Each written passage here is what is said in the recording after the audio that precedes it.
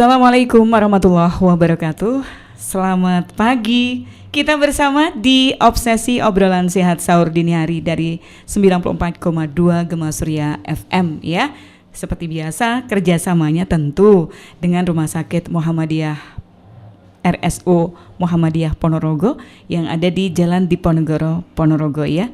Masih punya inget kan sama tagline-nya mudah, nyaman dan islami. Oke lah, kita akan terus menemani Anda di Obsesi ini setiap bulan puasa di setiap tahunnya gitu ya, saban harinya. Silahkan tune in di 94,2 Gema Surya FM. Dan pagi ini yang kebagian untuk hadir di tengah-tengah kita adalah Dr. Lisma Fahmi Herliana ya.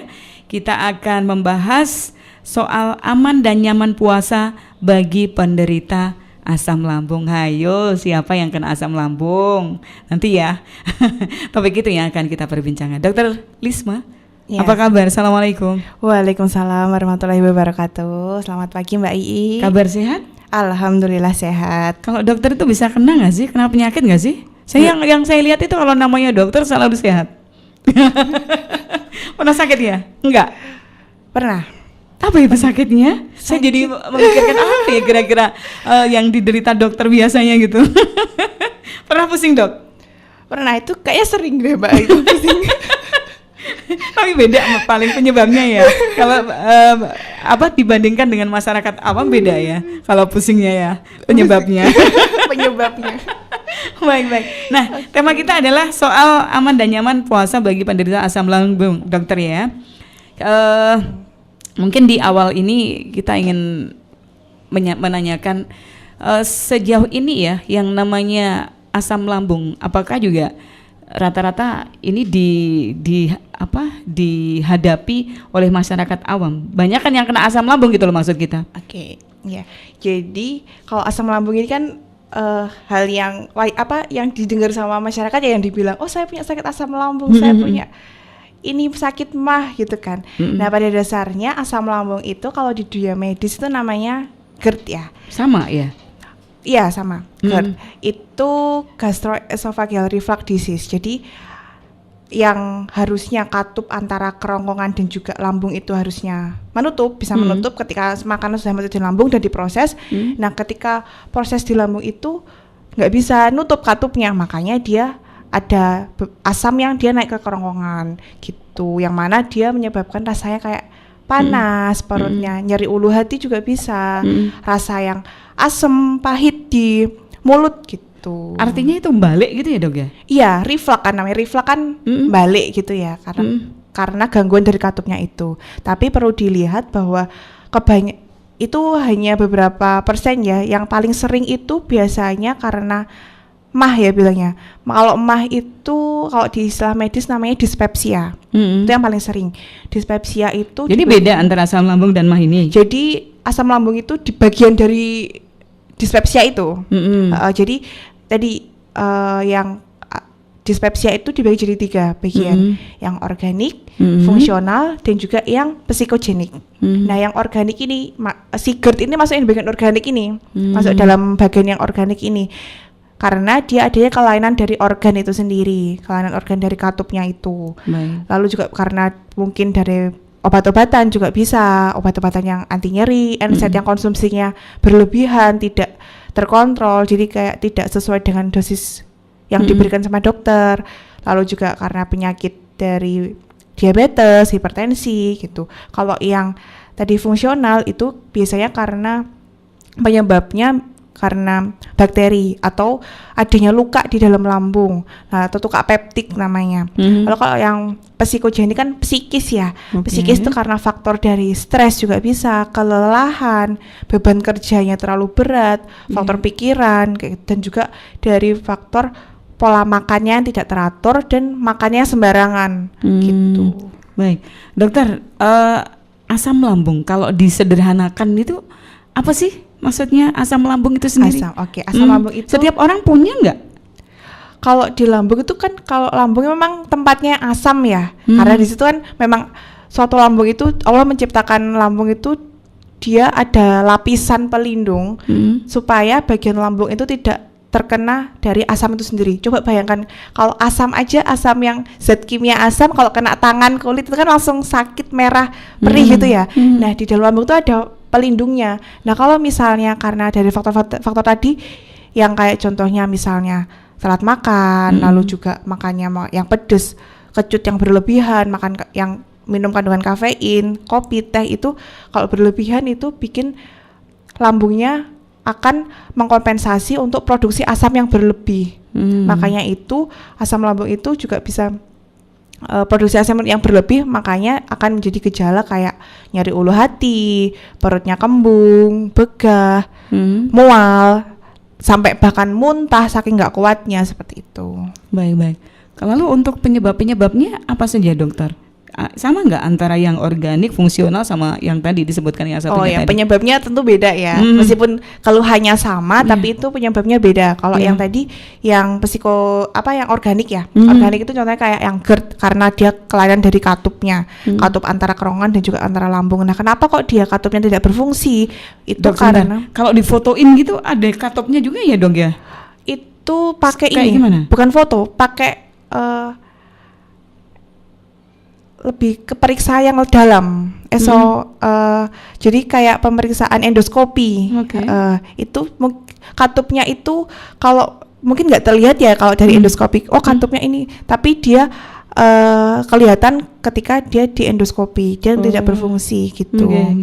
Jadi kalau cuma di foto ronsen itu nggak kelihatan. Iya, harus dengan pemeriksaan khusus. Iya, harus ada pemeriksaan khusus. Perlu juga persiapan dari pasien itu sendiri, persiapan alat juga. Gitu. Lalu untuk penyebabnya? Kalau penyebabnya dari antara ketiganya? Oke, kalau penyebab dari GERD itu dia karena faktor resikonya ya, itu kalau bisa karena kegemukan, obesitas, lalu juga karena merokok juga bisa, lalu juga karena gangguan pengosongan lambung juga bisa. Lalu kalau misalnya yang fungsional itu karena penyebabnya dari tadi bakteri H. pylori biasanya, itu yang menyebabkan dari tukak lambungnya. Kenapa kok kayak gitu? Itu bisa juga karena makannya itu makan makanan yang kurang mateng, kurang dimasak mateng juga bisa. Makanan sembarangan juga bisa. Kan kita nggak tahu nih, misalnya kita masak, gitu kebersihannya, kalau misalnya masak sayur atau daging yang kurang mateng itu, dan ternyata kok daging itu terkontaminasi bakteri, ya itu bisa juga menyebabkan tukak lambung itu atau luka di lambung. Kalau misalnya psikogenik, dia penyebabnya karena tadi kelelahan, makannya nggak teratur, kayak misalnya pagi nggak sarapan, makannya baru siang, lalu juga malam nggak makan, kan nggak teratur. Nah, itu juga bisa menyebabkan dari peningkatan dari si asam lambung itu sendiri. Baik. Terus ketiganya ini punya gejala yang sama nggak? Ketika misalnya dilihat dengan kasat mata, ini misalnya ya asam lambung karena organik, asam lambung karena fungsional dan sebagainya. Oke, jadi kalau gejalanya itu hampir mirip ya, Mbak ya. Kayak misalnya semua tuh hampir mirip, kayak nyeri ulu hati yang sangat banget, biasanya sampai tembus dengan ke punggung ya. Terus rasa bisa asam lambung hanya karena itu. Karena kan ada yang bilang, wah ini jangan-jangan kena jantung dan sebagainya gitu loh.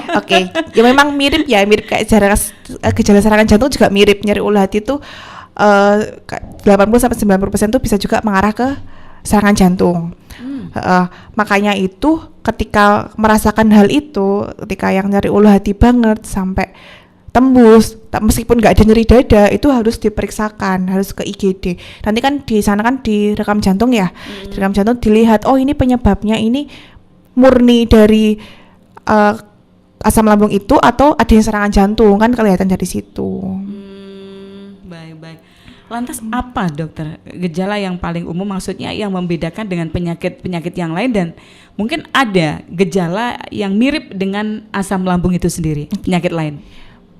Biasanya itu perutnya rasanya begah, kembung, itu soalnya kan organ lambung kan dekat sama jantung ya, otomatis kan apabila yang terjadi gangguan di lambung, otomatis kan saraf-saraf yang itu kan berdekatan ya. Iya, jadi kita kayak harus benar-benar waspada. Kayak ada hubungannya, kayak ada arus listriknya gitu ya. Iya, betul. Tapi harus dilihat lagi, kenapa ya kok saya perutnya sakit ini? Misalnya, oh saya telat makan ini, belum makan, otomatis kan nyeri ya itu ya. sebenarnya itu ada ndak selalu yang abnormal. Kadang kalau misalnya perut kita belum makan dan perut merasa perih itu si lambung ini ngasih sinyal ke otak bahwa oh saya tuh perlu makan, perlu masuk makanan. Nah dengan makan tuh biasanya membaik kayak gitu. Oke, baik. Lantas siapa saja ini yang bisa kena penyakit asam lambung ini, dokter?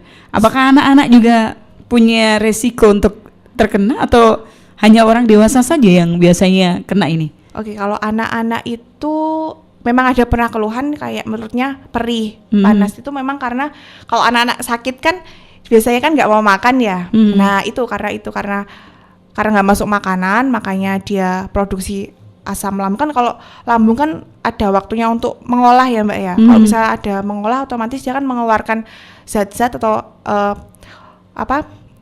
enzim-enzim yang digunakan untuk mengolah makanan yang masuk. Karena tidak ada yang diolah berarti kan otomatis tetap ada yang keluar, makanya dia kompensasinya ngeluarkan asam lambung yang berlebih, makanya perutnya jadi perih, jadi begah. Tapi kalau anak-anak rata-rata biasanya karena kebanyakan faktor yang karena sakit dan tidak mau makan itu. Nah kalau misalnya maksud saya, apakah anak-anak bisa kena penyakit asam lambung ini? Kalau yang asam lambung kan tadi kan GERD ya, yaitu ada juga cuman tidak banyak kan itu kan karena kelainan katup kan ada beberapa faktor ya kalau kelainan katup itu gitu. Kalau dewasa biasanya bisa terjadi juga karena tadi pola hidupnya yang tidak sehat, yang dari obesitas, dari yang merokok kayak gitu. Iya, kalau mungkin anak-anak masih jarang ya ada yang kena asam lambung ya. Iya, mungkin karena katupnya masih masih original. Iya, betul. Masih sehat karena masih muda lah, bisa jadi seperti itu ya. Lalu ini apakah semakin usia seseorang bertambah ini juga semakin beresiko terkena asam lambung ini, dokter? Oke, kalau misalnya dilihat dari usia itu tergantung sih Mbak, tergantung. Apabila orang biasanya kalau semakin tua usia kan ada penyakit penyertanya ya, misalnya kayak diabetes, hipertensi. Nah itu kalau diabetes sama hipertensi itu juga bisa jadi faktor resiko adanya sakit asam lambung ini juga gitu. Jadi bisa dibilang itu, tapi tergantung juga dilihat faktor resiko yang lainnya. Oke, baik. Masih nanti akan kita lanjutkan untuk perbincangan kita bersama Dr. Lisma Fahmi Herliana dari Rumah Sakit Muhammadiyah Ponorogo. Mau pesan apa ini, Dok? Di sini adanya cuma air minum. Air putih aja. Gak apa-apa ya, Dok? Justru sehat ya? Iya, justru itu yang sehat. Baik, masih bersama di Obsesi, nanti akan kita lanjutkan perbincangan kita seputar aman dan nyaman puasa bagi penderita asam lambung. Tetaplah di 94,2 Gemasri FM di program Obsesi.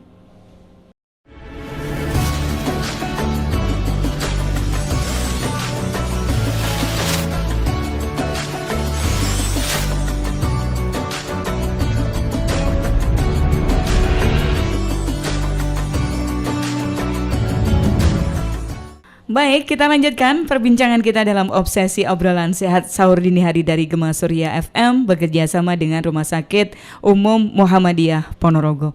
Oh iya, saya diingetin nih. Jadi teman-teman yang kalau misalnya punya gangguan kesehatan ya, dan misalnya jauh dari Rumah Sakit Muhammadiyah, nggak perlu bingung karena sebenarnya cukup lewat gadget Anda, HP Anda bisa daftar misalnya mau periksa ke Rumah Sakit Muhammadiyah Ponorogo ya. Caranya pendaftaran melalui WA bisa ya di 0821 1112 8700. Sekali lagi di 0821 1112 8700 ya. Ini bisa untuk pasien lama dan baru, dan pendaftarannya bisa dilakukan H-1. Gampang kan? Jadi ketika tiba-tiba Anda ngerasakan ada keluarga yang kebingungan dan sebagainya, daripada nanti penyakitnya kelamaan gak segera tertangani, bisa langsung menghubungi Rumah Sakit Muhammadiyah Ponorogo ya. Masih bersama Dr. Lisma Fahmi Herliana, masih juga soal aman dan nyaman puasa bagi penderita asam lambung. Dokter, masih setia kan? Oke Mbak, masih. Oke, jadi ada banyak hal ya yang masih akan kita perbincangkan di pagi ini di program Obsesi Obrolan Sehat Sahur Dini Hari. Dok, kita lanjutkan. Ini tadi gejala-gejalanya juga sudah ya. Nah, saya pengen tahu sebenarnya termasuk penyakit berat nggak sih kalau orang terkena asam lambung itu? Monggo dok. Oke, kalau yang masalah asam lambung ya, itu kan tadi kan asam lambung itu kan namanya kan istilah kalau di medis kan GERD ya, atau gastroesophageal reflux disease. Kalau misalnya dia tidak tertangani dengan baik, nah itu jadi bahaya. Takutnya nanti malah membakar dari asamnya itu mengiritasi dari kerongkongan itu. Nah itu nanti kan tambah parah, bisa juga nanti adanya sampai perdarahan di dalam saluran cerna, nanti bisa bikin muntah darah juga bisa, atau warna muntah warna hitam, atau juga sampai BAB warna hitam. Nah itu jadi sebenarnya itu lambung juga? Iya, dari lambung juga, ada faktor dari lambung juga. Kalau asam lambung kan GERD itu ya kalau di istilah medis. Nah itu harus dikonsultasikan ke dokter dan harus diperiksakan dan harus ditangani dengan benar. Iya, artinya memang ini kalau dibiarkan bisa menjadi penyakit serius seperti itu? Iya, jadi penyakit serius. Akan tetapi dilihat dulu tadi kan ada beberapa jenis-jenisnya ya yang dispepsia itu. Nah kita harus tahu nih penyebabnya apa. Kalau misalnya sudah tahu penyebabnya, otomatis kayak misalnya contohnya makannya tidak teratur, makannya nggak benar. Nah itu harus dihindari seperti itu, makannya harus teratur. Nah kalau misalnya karena penyebabnya faktor makanan yang tidak teratur, menghindari makanan yang pedas atau mengurangi yang pedas sama kecut, nah itu insya Allah bisa teratasi. Tapi kan ada juga yang penyebabnya kan macam-macam ya Mbak ya. Nah itu harus ada yang perlu juga periksa dan harus minum obat dari dokter seperti itu. Baik. Bisa nggak ini menimbulkan komplikasi penyakit serius? Bener nggak sih ada yang menyebut kalau penyakit MAH tidak segera ditangani ini bisa menjalar ke liver, berubah menjadi penyakit liver? Oke, ya itu bisa juga kan ke liver karena kan adanya apabila di lambungnya tidak berfungsi, otomatis kan nanti diolah lagi di bagian liver. Nah itu kan nanti kalau misalnya terlalu lama kompensasi yang di liver, nanti juga akan mengaruh ke sakitnya lebih berat lagi gitu. Jadi ketika sudah merasakan gejala-gejala yang sudah disebutkan tadi, ya harus periksa biar tahu ini penyebabnya karena dispepsia yang psikogenik, berarti kan harus dihindari faktor resikonya. Ini karena penyebabnya yang organik, nah berarti harus diobati penyebabnya itu gitu. Baik. Repot ini berarti ya. Apalagi kalau faktor penyebabnya adalah psikogenik. Oke, ya. Apalagi yang paling sering sebenarnya itu sih Mbak, psikogenik itu. Jadi benar ini, ada memang penyebab utama penyakit asam lambung yang naik itu karena pikiran atau stres. Benar ya, memang ya. Bisa ngaruh. Nanti kan itu kayak ada keterkaitan gitu ya. Oke. Seperti itu. Jadi kalau bisa ya jangan tambah stres, jangan tambah pikir, nanti malah ngaruhnya ke asam lambungnya yang naik gitu. Jadi tambah perutnya makin sakit, makin begah, makin perih gitu. Baik. Dokter, lantas kalau misalnya seseorang udah kena ya, asam lambungnya udah kena misalnya seperti itu ya. Terus bagaimana untuk penanganan dan pengobatannya ini? Oke, kalau misalnya sudah kena, berarti kan otomatis kan kita harus periksa ya, kita harus cari tahu dulu penyebabnya itu apa. Kalau misalnya penyebabnya karena yang tadi psikogenik, berarti kan harus diatur pola makannya. Makannya itu dengan cara sedikit-sedikit tapi sering. Jadi jangan kok harus sarapan nih harus 1 piring penuh harus langsung habis, itu nggak bisa. Nanti bakalan rasanya kembung, nggak enak di perut. Jadi harus makannya itu sedikit-sedikit tapi sering. Lalu juga makannya itu dikunyah yang benar. Jangan langsung telan aja. Ngelep ya? Iya, jadi harus dikunyah dulu yang benar sampai lembut. Kan itu kan ada yang kalau diatur kan diminta untuk dikunyah 33 kali ya. Nah itu betul, maksudnya biar makanannya benar-benar lumat, benar-benar halus. Jadi nanti ketika masuk di pencernaan di bagian lambung itu si lambungnya itu untuk memprosesnya nggak terlalu berat seperti itu. Baik. Terus selain misalnya pengaturan pola makan dan sebagainya, dokter, bagaimana untuk pengobatannya? Boleh nggak sih misalnya kita mengkonsumsi obat-obatan yang bisa kita dapatkan secara bebas, misalnya di apotik atau di toko obat dan sebagainya, dok? Oke, jadi kan kalau misalnya nih kayak serangan kayak misalnya serangan sakit perut itu ya malam hari. Nah itu kalau saya rasa mending langsung ke diperiksakan aja, mending ke IGD rumah sakit atau IGD puskesmas. Jadi biar tahu, jangan langsung saya sakit perut nih, perutnya nyeri ulu hati lah, saya beli aja nih obat yang di ini apotek tanpa konsultasi dulu atau memang baru pertama kali. Itu soalnya kan nanti takutnya kan antara serangan jantung sama nyeri ulu hati kan mirip-mirip ya itunya. Jadi kalau saya sarankan ketika memang tidak terbiasa minum obat lambung yang bisa dibeli di apotek, saran saya langsung periksa dulu aja, konsultasi dulu aja. Ini perlu obat apa, kan kalau diperiksa kan kita tahu nih, penyebabnya apa. Kalau misalnya nanti murni karena asam lambung, berarti kan dikasih obat untuk yang asam lambungnya itu gitu. Diturunkan asam lambungnya gitu ya. Kadang kalau misalnya memang ada beberapa orang sih, misalnya saya perutnya perih, habis itu minum yang dibeli di apotek itu mendingan. Kadang-kadang saya juga gitu loh. Iya. Terus kadang-kadang ini keseringan. Jadi setiap kena sakit mesti langsung itu. Alah paling ini kena emak saya misalnya, kena asam lambung dan sebagainya. Ini boleh nggak sih? Kalau terlalu sering itu kok saya sarankan jangan ya, nanti takutnya kalau terlalu sering dengan kayak gitu berarti kan kita harus tahu dulu, kenapa sih kok kita perutnya rasa perih, mungkin pas lagi banyak beban kerja, kelelahan, lalu juga makannya telat. Nah otomatis untuk menghindari biar nggak minum obat berarti kan harus dibenerin dulu pola makannya. Biasanya kalau kayak gitu, dengan pola makan kayak gitu biasanya teratasi, keluhannya itu nggak kambuh lagi gitu. Oke. Lantas pola makannya kayak gimana nih? Apalagi nih di bulan puasa. Adakah sesuatu yang perlu dirubah? Ini mumpung puasa kan. Nah, katanya kalau puasa justru lebih sehat seseorang ya kalau menjalankan puasa. Jadi ada beberapa yang penderita asam lambung itu yang diperbolehkan puasa, sama yang harus puasa tapi harus konsultasi dulu sama dokter. Karena kalau misalnya yang psikogenik itu tadi, yang faktor stres itu malah dianjurkan untuk puasa, karena kan faktornya itu kan karena tidak teratur makannya ya. Sedangkan kalau puasa itu kita harus makan saat sahur dan berbuka, otomatis kan teratur.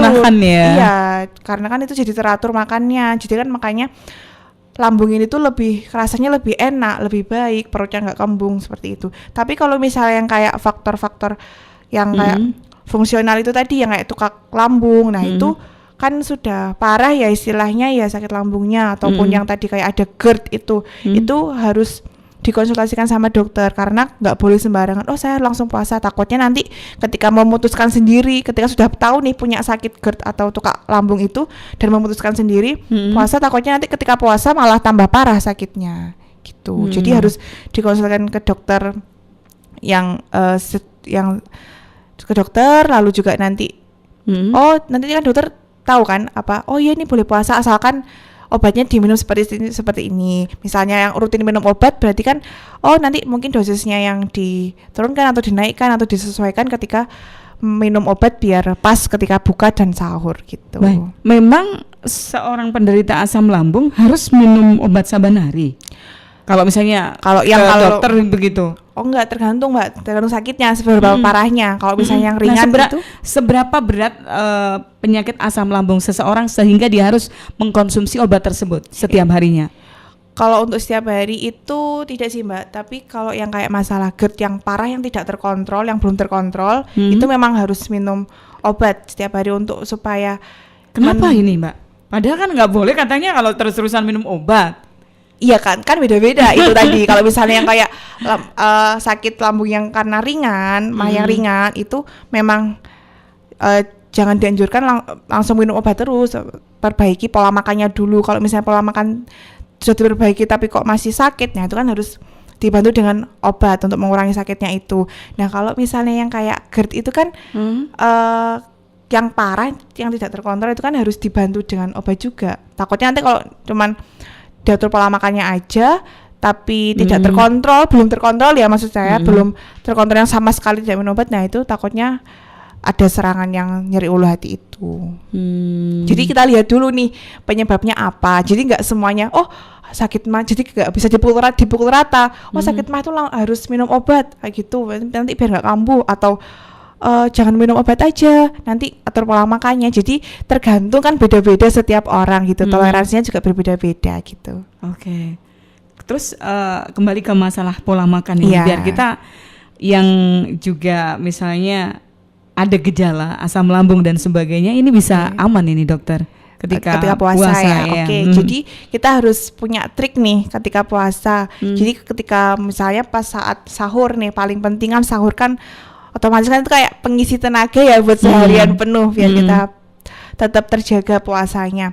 Kalau misalnya sahur itu dihindari makan makanan yang bersantan, yang digoreng. Nggak boleh makan gorengan padahal itu paling enak gorengannya. Oke, jadi boleh makan gorengan tapi jangan terlalu banyak. Karena kalau misalnya terlalu banyak, gorengan kan mengandung lemak ya Mbak ya.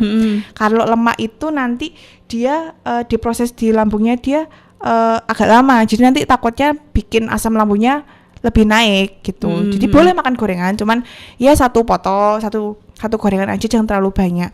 Terus diusahakan jangan makan makanan yang mengandung gas, kayak misalnya yang paling banyak itu sayur kol. Kol itu yang kubis ya itu boleh ya? Ya dihindari, lebih baik dihindari. Lalu kan tadi makan makanan yang harus gizi seimbang sebenarnya. Porsi seimbang, contohnya ada karbohidratnya, ada proteinnya, ada sayuran dan juga ada buahnya. Lalu juga cairannya harus cukup. Gitu, itu trik yang pas ketika sahur.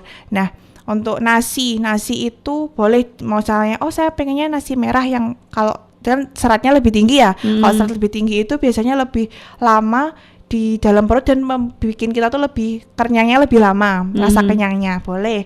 Kalau misalnya nggak biasa makan nasi merah juga boleh pakai nasi putih, tapi jangan terlalu banyak. Nanti kalau terlalu banyak takutnya